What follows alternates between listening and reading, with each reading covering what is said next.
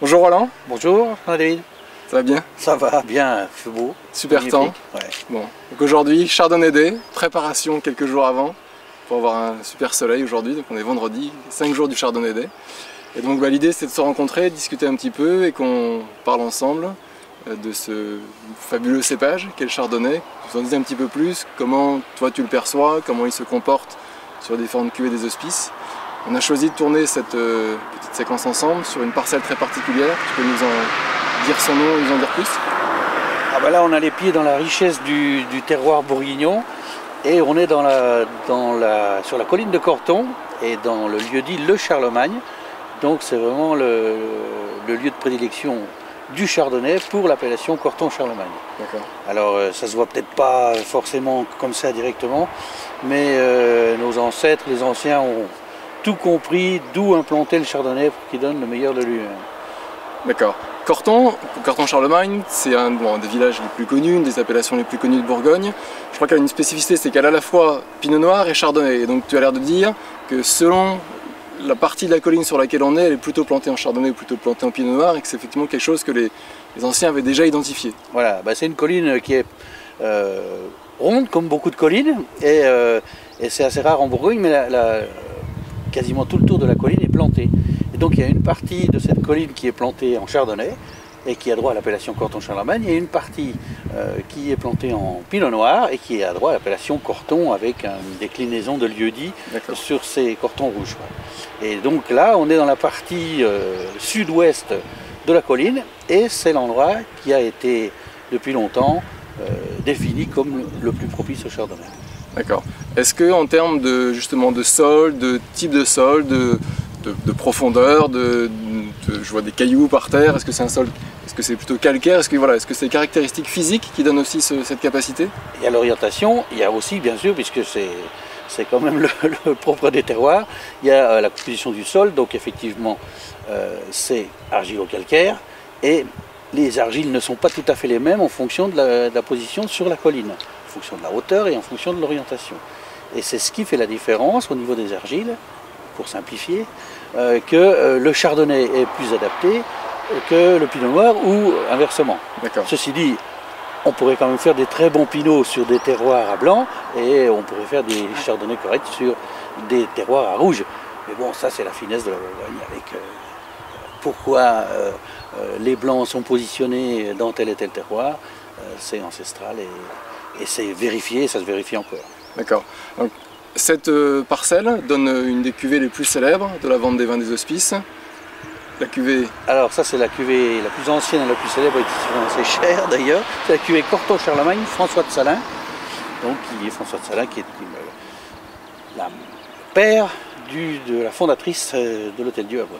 De Guigonne de Salins. De Guigonne de Salins. D'accord. Et donc le fait que ce nom de cette cuvée soit une sorte d'hommage à cette personne, c'est aussi une façon de dire que c'est une des plus vieilles parcelles dans le patrimoine des hospices. C'est une des plus vieilles parcelles. Alors évidemment, la vigne en elle-même n'a pas l'âge de Guigonne de Salins. Hein.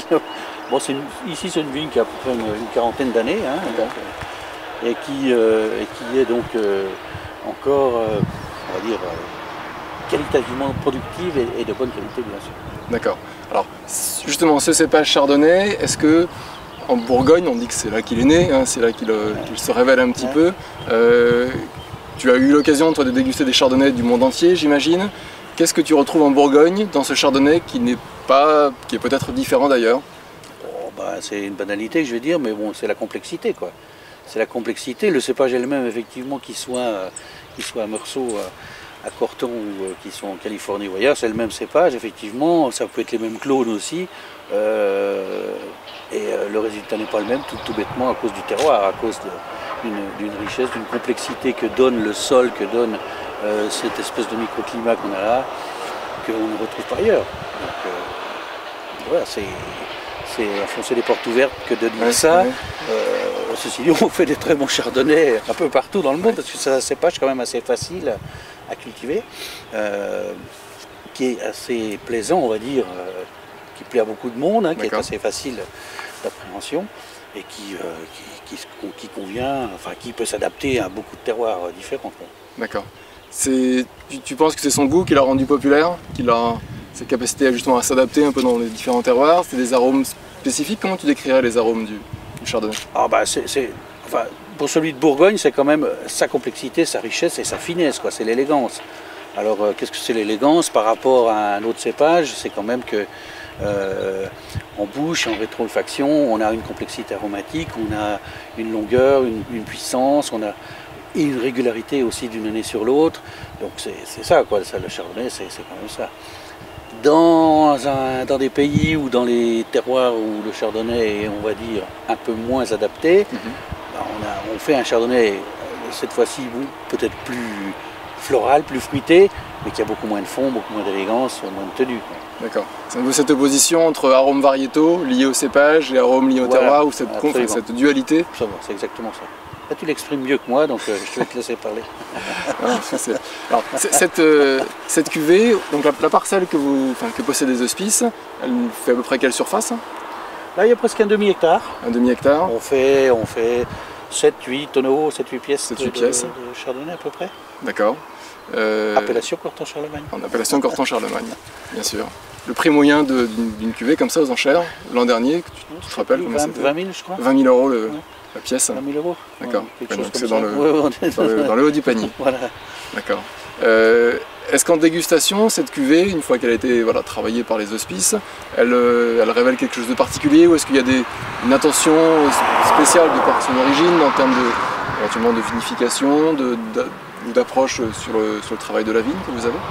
Alors d'abord, et je pense que c'est pour ça que ça a été reconnu Grand Cru dans le secteur, c'est des parcelles où la maturité des raisins se fait assez lentement. C'est-à-dire que ce n'est pas un terroir, ce n'est pas une parcelle très précoce, il faut qu'on attende assez longtemps pour obtenir un niveau de maturation assez élevé des chardonnays sur le Corton-Charlemagne. Ce qui veut dire que par exemple ici, je vais faire une comparaison par exemple avec les États-Unis où un chardonnay va arriver facilement à 14-15 degrés naturels. Ici, quand on est arrivé dans les bonnes années à 13 degrés 5 de sucre naturel, on est au maximum, quoi. Ça c'est un bon signe, ça veut dire qu'il y a un long cycle de maturité. Donc le fruit, le raisin a le temps de bien se rendre complexe au niveau des arômes, au niveau de la composition. Après, il n'y a rien de spécial au niveau de la vinification. Mais la particularité de ce chardonnay, justement sur ces terroirs-là, c'est que ce n'est pas du tout expressif quand le vin est jeune. On ne s'attend jamais à un vin, à un chardonnay qui explose de fruits, de fleurs, autre chose. C'est toujours très fermé. C'est très minéral dans le sens où c'est légèrement avec de l'amertume. Donc c'est très complexe, par contre une grande longueur. Ce n'est pas un vin qui explose ni au nez ni au palais, c'est un vin qui a besoin de vieillir, de maturité et de conservation au cave. D'accord, donc c'est un vin de longue garde qu'on peut garder facilement en termes d'ordre de grandeur, 30, 40? C'est possible. Oui, c'est possible. Toi, le plus vieux Corton-Charlemagne que tu aies goûté des hospices, il datait de quand? Il n'est pas très vieux, non, il y a 25 ans. 25 ans? Ouais. D'accord. Ouais. Et il se comportait comment? Il se comportait bien. Alors, il y a ces arômes de vieillissement après. Hein, donc là, par contre, on vient beaucoup sur le miel, sur des choses un petit peu comme ça, miel d'acacia, des choses comme ça, sur le vieillissement du Charlemagne. Et l'acidité, on n'en a jamais, donc c'est toujours tout en rondeur, tout le temps assez gras. Et ça fait des vins qu'on pourrait adapter non pas seulement sur des poissons, mais qu'on pourrait mettre sur des fromages ou ou même à l'apéro. D'accord, j'allais y venir parce qu'effectivement je crois que tu es assez épicurien, on va dire. Tu aimes bien les bonnes choses, comme beaucoup de personnes en Bourgogne. En termes d'accords mévins sur le chardonnay en général et sur cette parcelle en particulier, toi les associations que tu fais régulièrement quand tu as des gens à table? Il y a deux catégories de chardonnay pour associer avec les mets. Il y a, on va dire, le chardonnay basique dans les appellations régionales, plutôt sur la fraîcheur, la vivacité, avec des fruits de mer ou des choses comme ça, ou des entrées assez légères, pas trop vinaigrées. Voilà, c'est ce qu'on va trouver, c'est la grande majorité quand même de la production bourguignonne du chardonnay. Et puis après, il y a ces chardonnays issus de crus ou d'appellations prestigieuses. Et là, par contre, l'adaptation n'est pas forcément identique, c'est-à-dire que ces vins-là, qui ont une richesse, qui ont un potentiel, qui ont une capacité de vieillissement, ils ne sont pas forcément adaptés sur des entrées acides ou des choses comme ça. Ça va plutôt sur des poissons ou sur des mets assez crémeux, assez D'accord. corsé, et aussi sur certains fromages, ça va certainement très bien. D'accord. Donc, par exemple, un vieux Corton Charlemagne sur un bleu ou sur un fromage pas trop affiné, ça va super. C'est un super plaisir.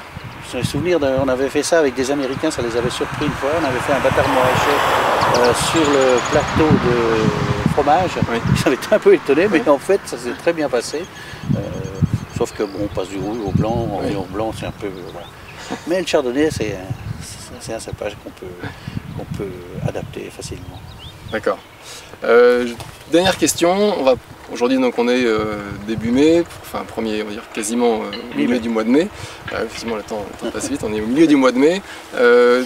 En termes d'état de la végétation, on a plutôt une grande avance cette année sur La vigne en 2011. fleurs. Vigne en fleurs. Les chardonnays sont en fleurs. Pas complètement, parce que je viens d'expliquer tout à l'heure que c'est un terroir un peu frais et qu'il est plus tardif, mais les autres chardonnays sur la côte des Blancs, dans les Meursault, la fleur est déjà passée. D'accord. Et ça, c'est un stade un peu clé quand même dans le cycle.